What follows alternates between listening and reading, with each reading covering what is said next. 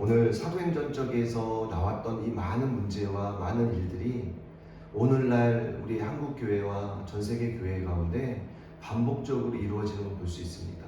여러분, 해 아래에서 수고하는 모든 것, 이것이 새 것이 없다고 이야기합니다. 그래서 예전에 반복됐던 그러한 많은 문제가 오늘날 한국교회와 전세계 교회 가운데 그대로 반복되어지는 역사를 우리는 볼 수 있습니다.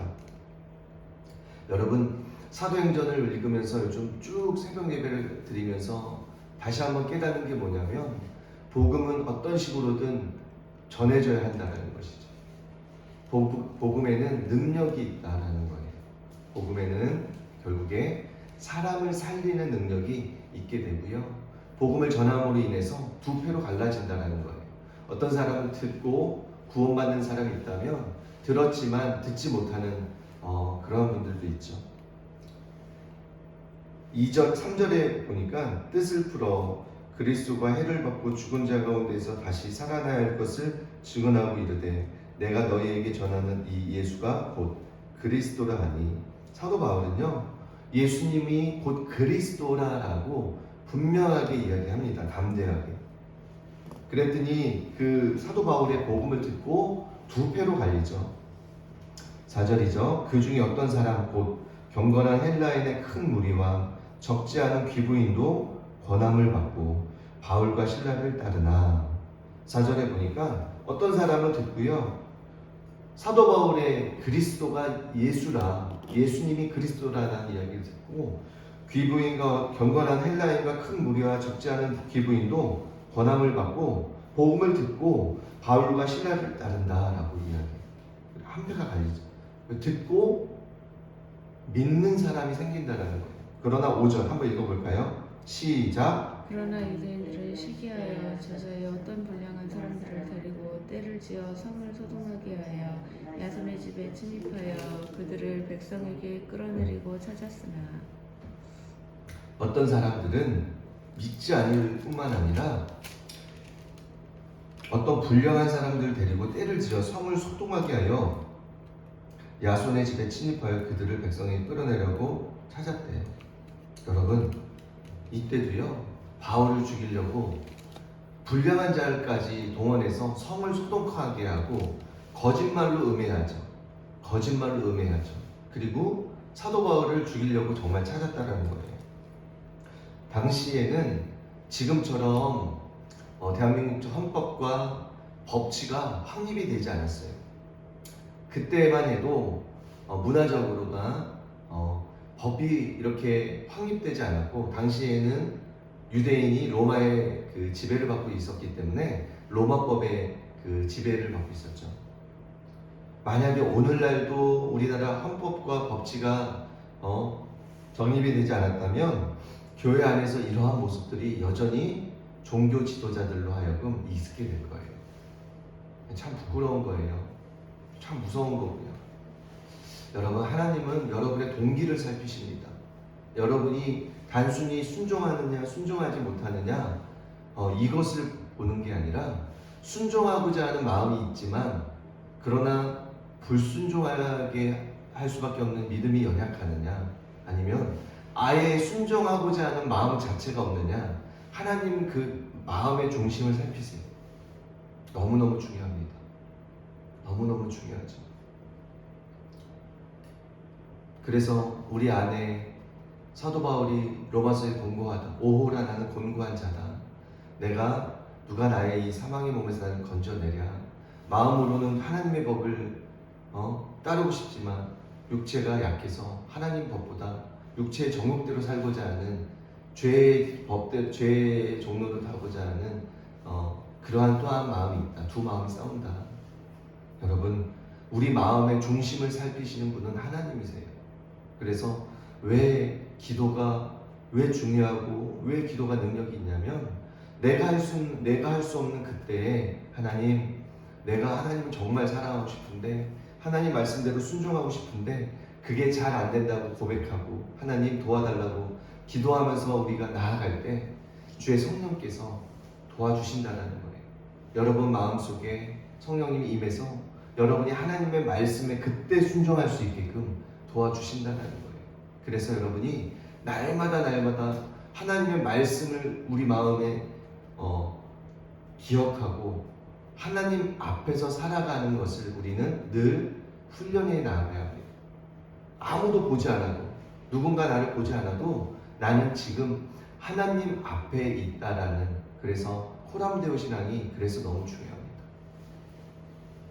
당시에도 이렇게 불량배를 동원해서 소독해 하는 사람들이 있었습니다.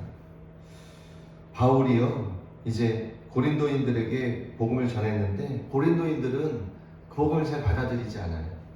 그래서 바울이요, 다른 곳으로 이동하려고 합니다. 베레아에 있는 사람들은 데살로니가에 있는 사람들보다 더 너그러워서 간절한 마음으로 말씀을 받고 그것이 그러한가 하여 날마다 성경을 상고함으로. 여러분, 베레아에 있는 사람들은 데살로니가에 있는 사람들과 같지 않대요. 그 사람들의 마음이 넉넉해서 바울이 전하는 복음이 처음부터 배척하는 게 아니라 바울이 전하는 그 복음이 성경이 말하는, 당시에 기록한 그 당시에 기록한 그 하나님의 말씀이 맞는지를 그들이 어떻게 해요? 상고했대요. 그래서 하나님의 기록된 말씀하고 바울이 전하는 복음이 맞다면 그것을 받아들일 수 있다는 거죠. 근데 베레아인들은 그랬는데 어때요? 데살로니가에서 사람들은 그렇게 하지 않았다고 성경은 이야기합니다. 그리고 당시에는요, 철학이 유행했어요. 그래서 여기 보면 18절이죠. 어떤 에피쿠로스와 스토아 철학자들도 바울과 쟁론할세 어떤 사람이 이르되 이 말쟁이가 무슨 말을 하고자 하느냐 하고, 어떤 사람이 이르되 이방 신들을 전하는 사람인가 하니 이는 바울이 예수와 부활을 전하기 때문이라.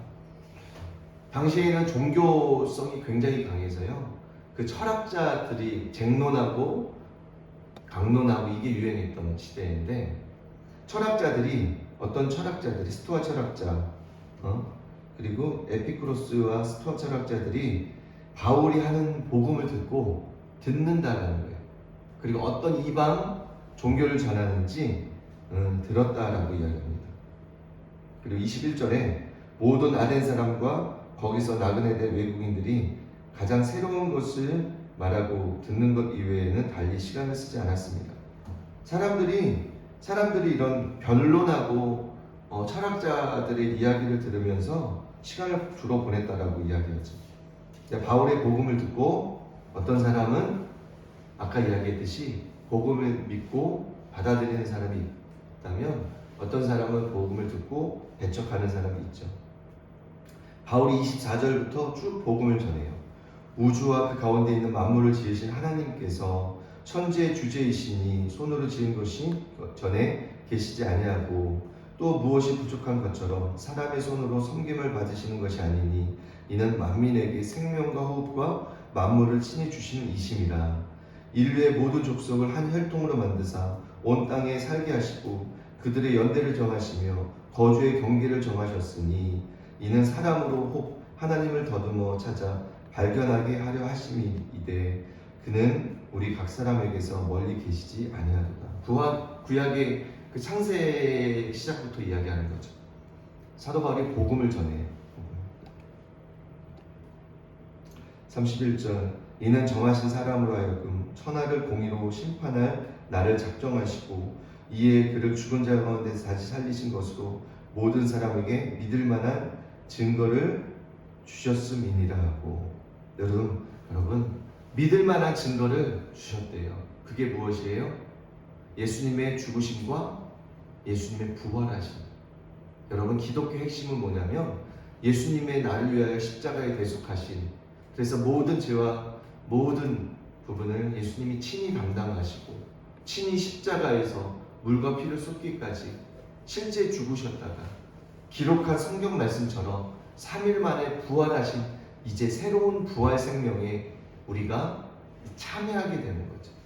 그래서 왜 우리가 천국이 확실히 있는지 알아요? 예수님의 부활 생명에 우리를 동참시켰기 때문에, 우리를 참여시켰기 때문에 천국이 확실히 있다는 것을 우리는 믿을 수 있는 증거라는 것이죠. 34절 한번 읽어볼까요? 시작. 몇 사람이 그를 가까이 하여 믿으니 그 중에는 아레오바고 갈릴리 디오누시오와 다말이라 하는 여자와 또 다른 사람들도 있었더라. 예, 관리라고 나와요. 몇 사람이 그를 가까이 하여 믿으니 그 중에 아레오바고 관리 디오누시오와 다마라라는 여자와 또 다른 사람들도 있었더라. 그러니까 복음을 듣고 믿는 사람들이 분명히 있다라는 거예요. 저와 여러분이 지속해서 우리가 계속해서 해야 될 게 뭐예요? 복음을 전해야 돼요. 복음의 방식은 분명히 달라질 수 있습니다. 복음의 전하는 방식은 다를 수 있어요. 그러나 가장 중요한 핵심, 예수 그리스도가 그리스도라. 그리고 우리를 위하여 십자가에 죽으셨다가 3일 만에 부활하셨다라는 그 사실, 그리고 죄의 문제를 해결하셨다라는 이 복음을 우리는 반드시 전해야 합니다.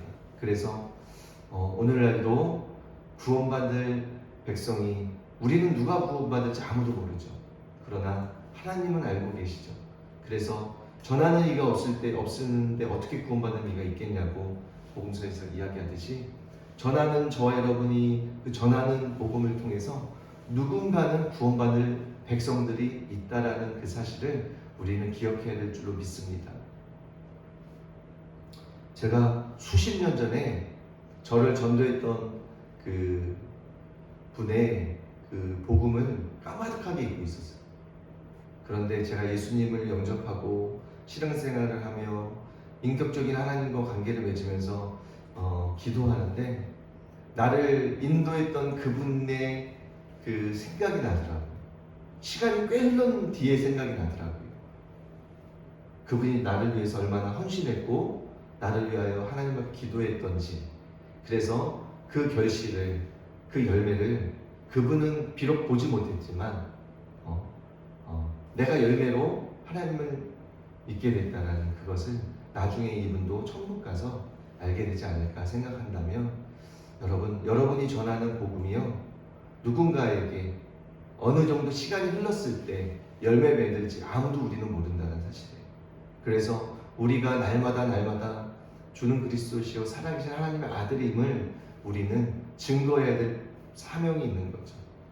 그래서 저와 여러분이 하나님의 구원의 통로로, 복음의 통로로 쓰임받는 하나님의 기뻐하시는 자녀가 되어야 될 줄로 믿습니다. 오늘도 하나님, 일하는 일터에서 만나는 사람에게 복음의 표적이 될 수 있도록 하나님, 저의 마음이 그들에게 정말로 한 영혼이 천하보다도 귀하다고 했기에 하나님, 영혼을 주님께 인도할 사명이 우리 있음을 기억하며 하나님 도와달라고, 용기를 내게 해달라고, 그래서 복음을 담대하게 증거할 수 있도록.